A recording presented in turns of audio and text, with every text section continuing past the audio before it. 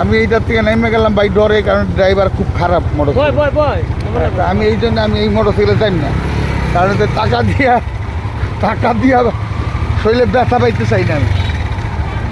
টাকা দিয়া শরীরে ব্যথা পাইতে চাই না, যার জন্য দেখেন অবস্থা বরং চরম অবস্থা খারাপ। নিরাপদে যাইতে চাই, এই জন্য আমি নিজে মোটরসাইকেল দিয়ে হাইটা বেরোলাম। কেন পাগলার এই রাস্তাটা এমন অবস্থা যে কিছুক্ষণ আগে একটি গাড়ির দুর্ঘটনায় উল্টে গেছে। এই শ্যামপুর বাস স্ট্যান্ডের আগে গাড়িটা উল্টে যাওয়ার কারণেই আসলে যে জনদুর্ভোগ সৃষ্টি হয়েছে।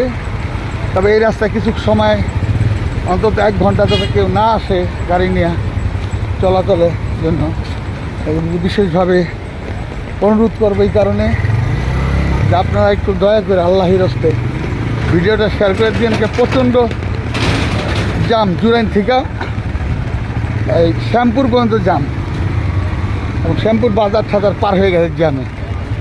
দেখতেই পাচ্ছেন মানুষ পা হেঁটে এখন এই বৃষ্টির ভিতরে কী যে অবস্থা আল্লাহ ছাড়া কেউ জানে না। প্রচণ্ড খারাপ অবস্থা এখানে।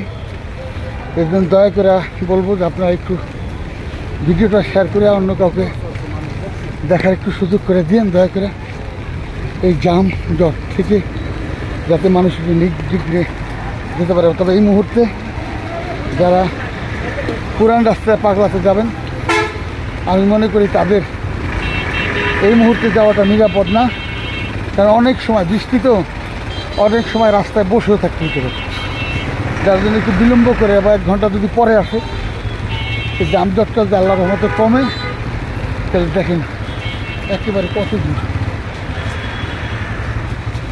দূর জ্যাম লাগে। তো ভালো থাকবেন, সুস্থ থাকবেন।